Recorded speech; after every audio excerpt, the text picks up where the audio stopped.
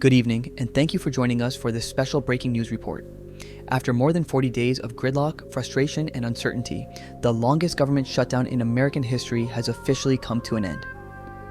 Moments ago, the House of Representatives and the Senate both passed a long-awaited funding bill to reopen the federal government.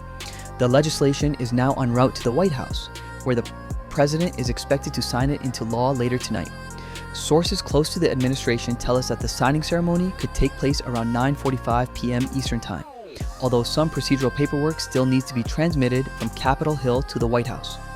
Officials say the president could either perform an immediate symbolic signing or wait for the official documents to arrive. But either way, the end of this historic shutdown is now certain. To put this in perspective, this shutdown stretched past the previous record of 21 days back in the 1990s. It impacted millions of Americans, halting pay for federal employees, closing national parks, suspending services, and leaving programs like SNAP food assistance and small business loans hanging in the balance. For the hundreds of thousands of federal workers who were either furloughed or forced to work without pay, tonight brings relief. Payroll systems are now preparing to restart, with back pay expected to roll out over the next several business days. Across the country, airports, federal offices, and national parks are preparing to reopen their doors. But politically, the story is far from over. Inside Washington, both parties are already shaping the narrative of who won and who lost this battle. Republican leaders are calling this outcome a victory, emphasizing that the final bill passed without key Democratic demands, including a long-term extension of Affordable Care Act subsidies. They argue that fiscal responsibility and negotiation prevailed.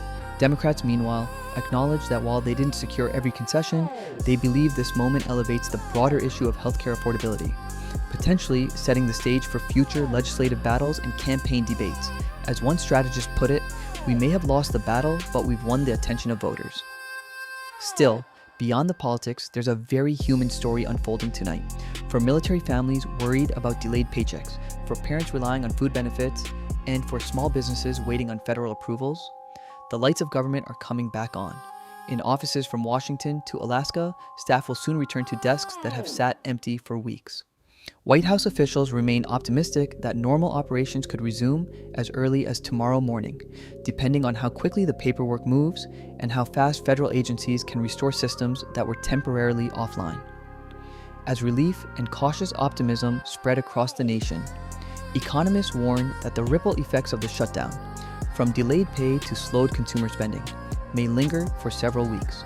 But for now, Americans can finally exhale, knowing that their government, after more than a month of paralysis, is back in motion.